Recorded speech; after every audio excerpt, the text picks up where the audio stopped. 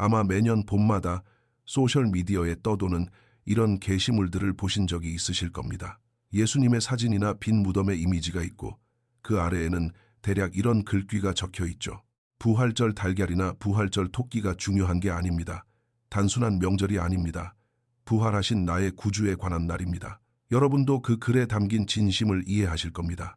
초콜릿과 파스텔 톤의 화려한 장식들이 어쩌면 거룩하고 진실된 무언가를 밀어내고 있다는 깊은 아쉬움이 담겨 있죠. 하지만 이는 많은 사람들이 조용히, 때로는 온라인에서 제기하는 하나의 질문으로 이어집니다.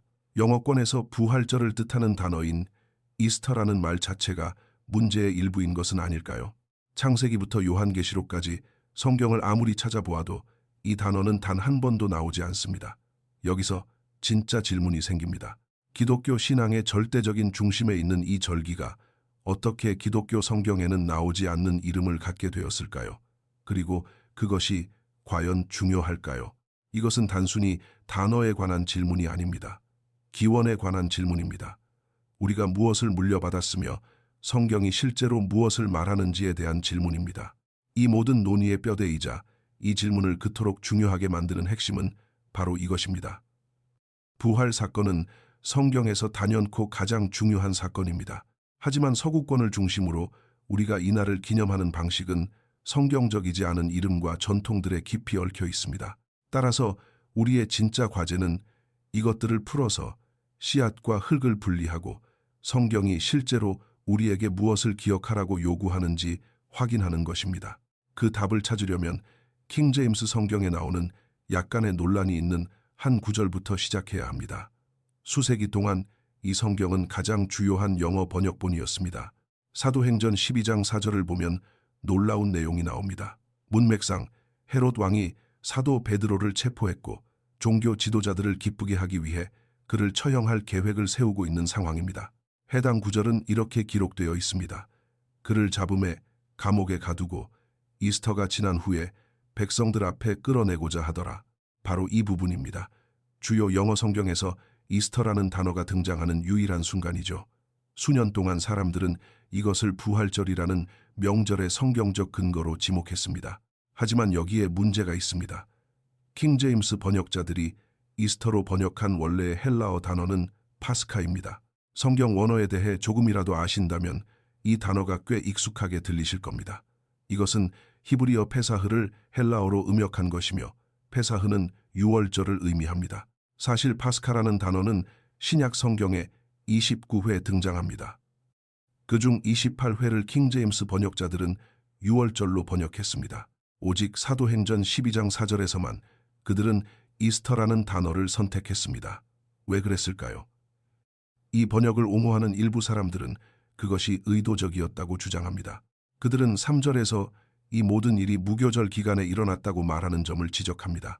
무교절은 엄밀히 말해 유월절 다음 날 시작되기 때문에 헤롯이 번역자들이 이스터라고 부른 이교도의 다른 축제를 기다리고 있었음에 틀림없다고 주장하는 것이죠.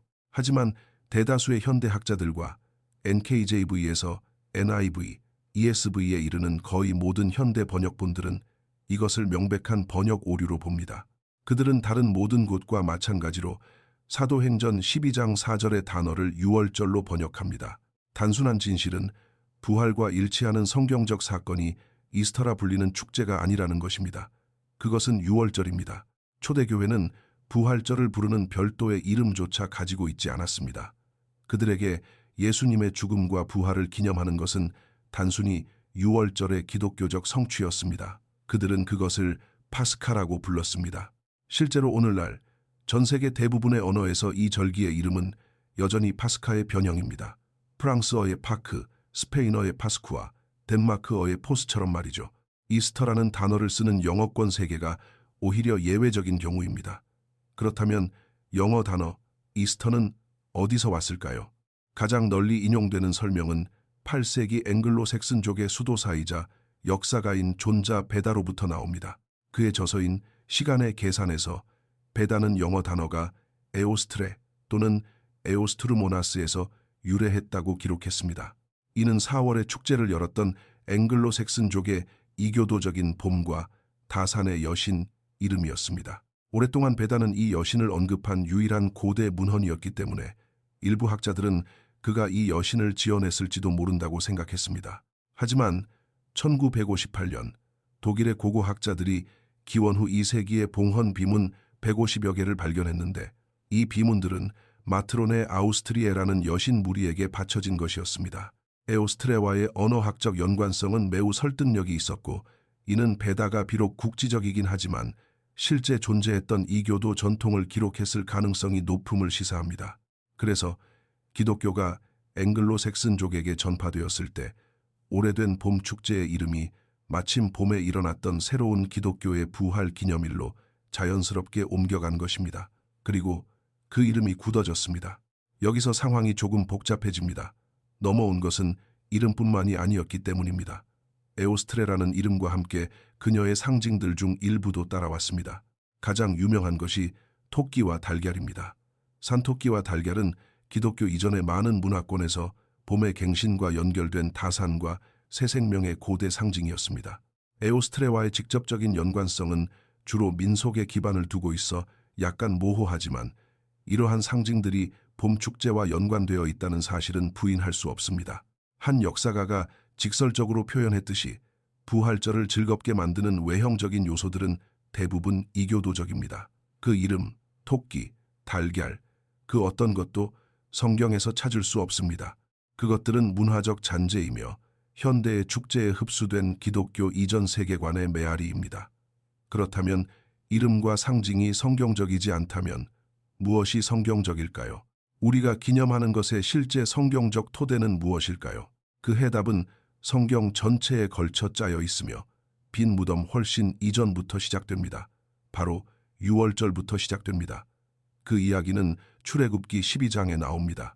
하나님은 이집트에서 400년 동안 노예 생활을 하던 이스라엘을 구원하려 하십니다. 마지막 재앙은 처음 난 것들의 죽음이지만 하나님은 피할 길을 마련해 주십니다. 각 가족은 흠없는 완벽한 어린 양을 취해 희생 제물로 바치고 그 피를 집 문설주에 발라야 합니다. 그날 밤 죽음의 천사가 이집트를 지나갈 때 그 피를 보면 그 집을 넘어갈 것이고 그 안에 있는 마지는 안전할 것입니다. 이것은 단 한 번으로 끝나는 사건이 아니었습니다. 하나님은 이스라엘에게 그들의 구속을 기념하는 의미로 매년 유월절을 지키라고 명령하셨습니다. 출애굽기 12장 14절의 말씀입니다. 그것은 그들의 정체성을 형성하는 근본적인 이야기였습니다. 1500년 동안 그들은 정확히 그렇게 했습니다. 매년 어린 양이 죽임을 당했습니다. 매년 그들은 자신들의 구원을 기억했습니다. 그것은 앞으로 일어날 일에 대한 리허설이자 행동으로 보여주는 예언이었습니다. 그리고 어느 해 예루살렘의 유월절 주간에 무언가가 바뀌었습니다. 궁극적인 실체가 도착한 것입니다. 세례 요한은 이미 예수님을 가리키며 이렇게 선포했습니다. 보라, 세상 죄를 지고 가는 하나님의 어린 양이로다. 요한복음 1장 29절 말씀입니다. 이제 그 선포가 역사가 되려는 참이었습니다. 신약 성경의 저자들은 우리에게 그 타이밍을 보여주기 위해 엄청나게 의도적인 모습을 보입니다. 예수님은 제자들과 마지막 식사를 나누십니다. 그 식사가 무엇일까요? 바로 유월절 만찬입니다. 예수님은 유월절의 상징인 무교병과 포도주를 취하시고 그것들을 자신의 몸과 피를 중심으로 새롭게 정의하십니다. 누가복음 22장 19절에서 20절의 내용입니다. 그분은 평생토록 실천해온 그 의식의 진정한 의미로 스스로를 자리매김하고 계신 것입니다. 이어서 사도 요한은 우리에게 놀라운 세부사항을 전해줍니다. 그는 예수님이 유월절 준비일에 십자가에 못 박히셨다고 기록합니다. 요한복음 19장 14절입니다. 성전뜰에서 유월절 어린 양들이 죽임을 당하고 있던 바로 그 시간이었습니다. 이 상징성은 숨이 떼칠 정도로 경이롭습니다. 제사장들이 미래의 구원을 가리킬 수밖에 없는 수천 마리의 어린 양을 희생시키고 있는 동안 진정한 하나님의 어린 양은 성문 밖 십자가에서 단번에 영원히 희생되고 계셨던 것입니다. 이것이 바로 사도 바울이 고린도전서 5장 7절에서 우리의 유월절 양, 곧 그리스도께서 희생되셨느니라고 그토록 확신 있게 말할 수 있는 이유입니다. 그는 시적으로 말하는 것이 아닙니다. 아주 정확하게 말하고 있는 것입니다. 어린 양, 피, 구원이라는 유월절 시스템 전체가 예수님을 가리키는 그림자였습니다. 예수님은 단지 유월절 기간에 돌아가신 것이 아닙니다. 예수님은 유월절 그 자체로서 돌아가셨습니다. 그리고 이야기는 거기서 멈추지 않습니다. 유월절 축제 직후에는 무교절이 이어졌고 며칠 뒤에는 초실절이 이어졌습니다. 이날은 제사장이 처음 수확한 보리단을 여호와 앞에 흔들어 바치는 날이었습니다. 앞으로 다가올 풍성한 추수를 약속하는 것이죠. 레위기 23장 10절에서 11절의 내용입니다. 그렇다면 예수님은 언제 죽은 자 가운데서 살아나셨을까요? 주간의 첫날, 바로 초실절 그날이었습니다. 바울은 고린도전서 15장 20절에서 이 연결고리를 명확히 합니다. 그는 예수님을 잠자는 자들의 첫 열매라고 부릅니다. 그분의 부활은 단순한 단독적인 기적이 아닙니다. 그것은 우리 부활의 보증입니다. 예수님은 그분으로 인해 영원한 생명으로 부활할 모든 사람들의 거대한 추수 중 첫 번째 단이십니다. 이 타이밍은 우연이 아닙니다. 하나님의 신성한 약속입니다. 고대 이스라엘의 축제 달력 전체가 메시아의 죽음, 장사, 부활을 가리키는 로드맵이었습니다. 따라서 부활절이 성경에 있느냐고 사람들이 묻는다면 대답은 아니오입니다. 이름이 아니라 그 사건 말입니다. 그 사건은 성경 전체 서사의 기반입니다. 부활은 유월절에 예표되었고 선지자들을 통해 약속되었으며 마태복음 28장, 마가복음 16장, 누가복음 24장, 요한복음 20장에 네 복음서 모두에 기록되었습니다. 또한 서신서들에서 설명되었고 요한계시록에서 찬양되었습니다. 그것은 기독교 신앙의 신학적 무게중심입니다. 바울이 말한 것처럼 그리스도께서 다시 살아나지 못하셨다면 너희의 믿음도 헛되고 너희가 여전히 죄 가운데 있을 것입니다. 고린도전서 15장 17절 말씀입니다. 모든 것이 이 하나의 사건에 달려 있습니다. 지금까지의 이야기를 통해 흩어져 있던 퍼즐 조각들이 맞춰지고 성경 텍스트 속의 놀라운 설계를 새로운 방식으로 보게 되셨다면 이 채널을 구독하고 댓글을 남겨주시는 것이 가장 큰 도움이 됩니다.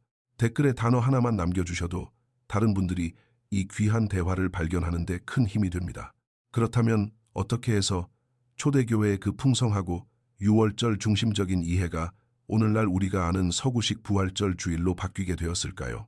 그 변화는 점진적으로 일어났으며 유대교적 뿌리에서 벗어나 구별된 기독교적 정체성을 만들고자 하는 열망에 의해 주도되었습니다.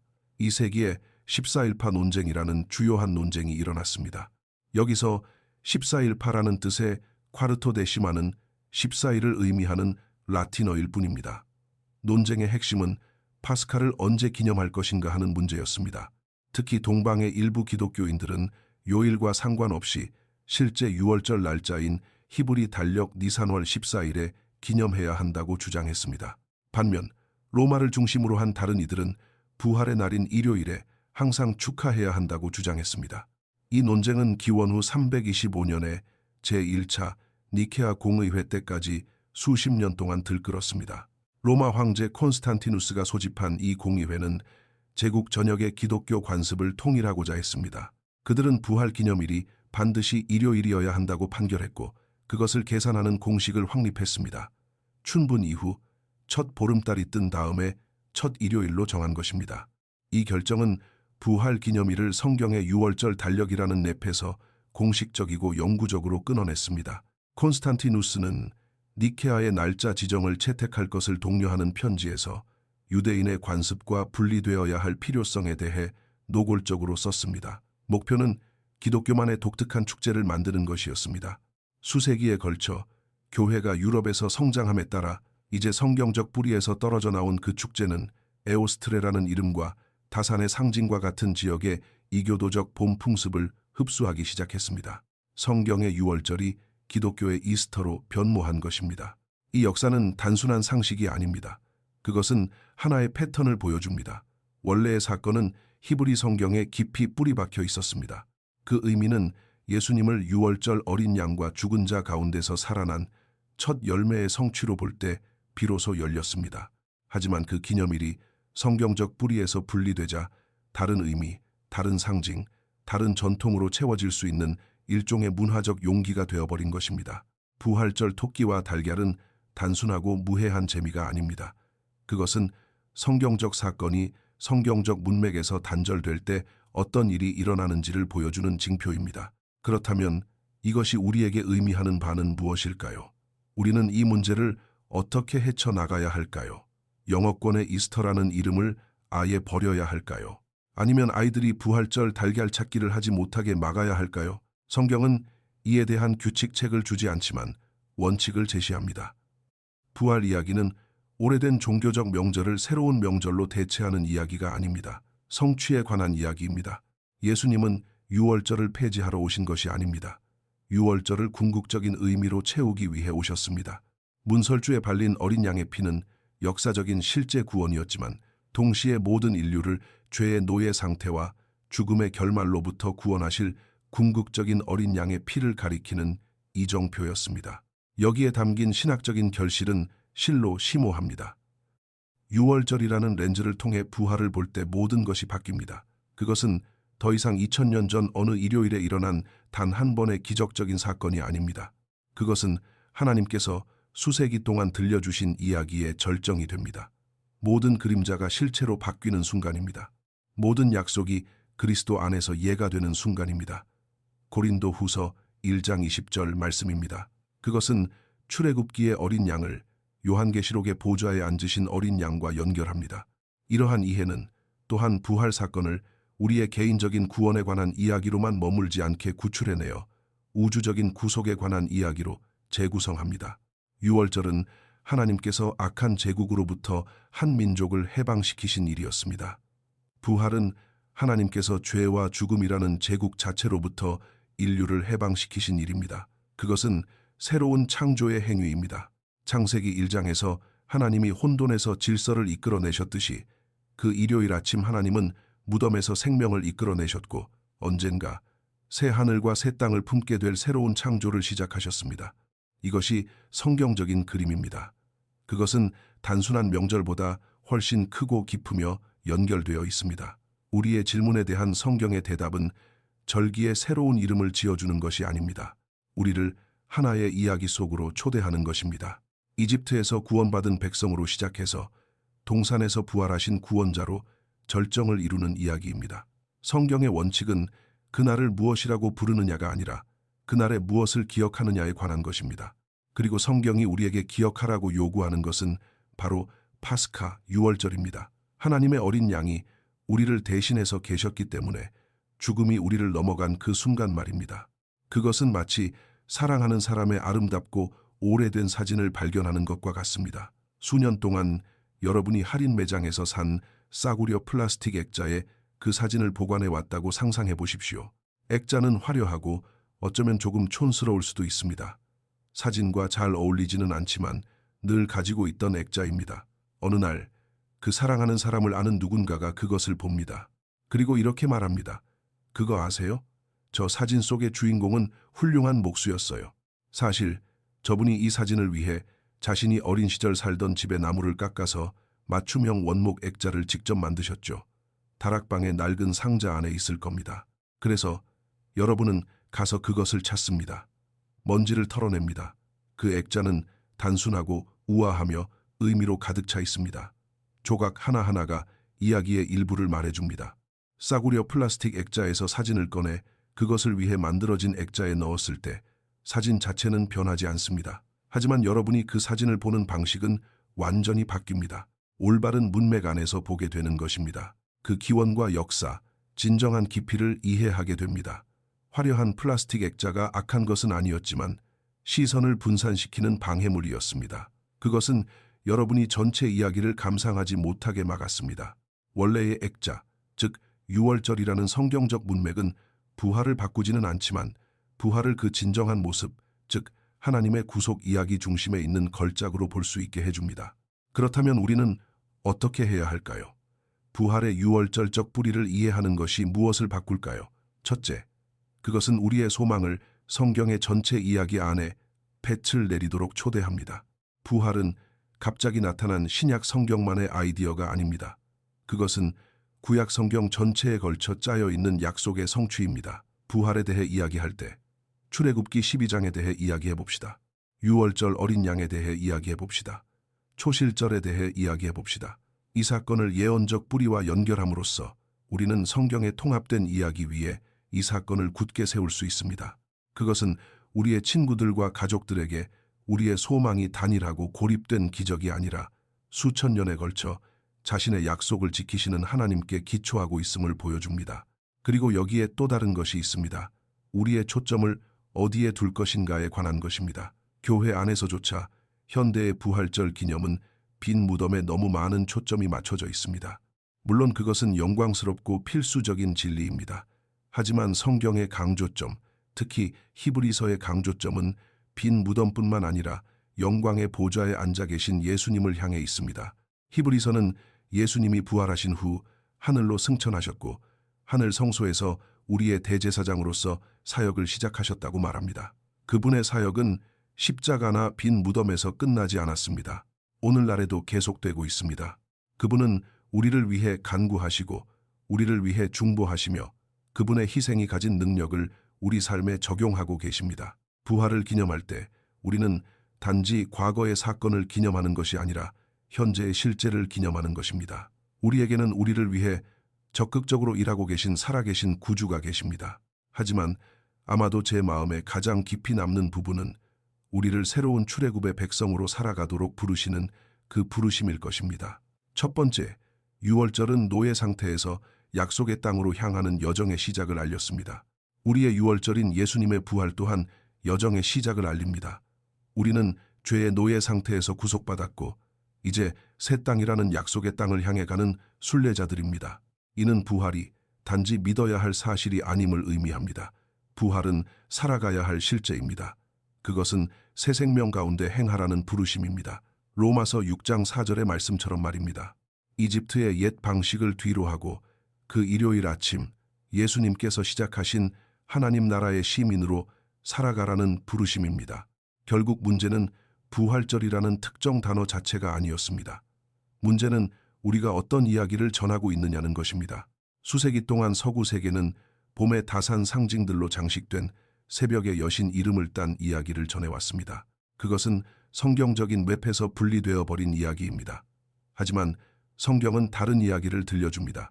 그것은 유월절 이야기, 즉 파스카 이야기입니다. 피로 구원하는 어린 양의 이야기이자 죽음이라는 최후의 제국으로부터 해방되는 이야기입니다. 새로운 창조의 첫 열매에 관한 이야기입니다. 이 이야기에는 토끼와 달걀이 등장하지 않습니다. 무교병과 포도주 한 잔이 함께할 뿐입니다. 그리고 그분이 살아계시기에 우리도 살 것이라는 약속과 함께 옵니다. 그것이 바로 성경이 들려주는 이야기입니다. 그리고 그 이야기는 힘을 얻기 위해 이교도의 이름 따위는 필요하지 않습니다. 그 능력은 오직 빈 무덤과 부활하신 왕으로부터 나옵니다. 이 나눔이 여러분에게 의미가 있었다면 저희의 사역을 지원해 주실 수 있는 가장 좋은 방법은 구독해 주시고 단 한 단어라도 좋으니 댓글을 남겨주시는 것입니다. 그리고 이 말씀을 들어야 한다고 생각되는 분과 공유해 주십시오. 그것이 바로 사람들이 이 귀한 콘텐츠를 발견하게 되는 방법입니다. 그리고 저희를 위해 계속해서 기도해 주시기를 부탁드립니다.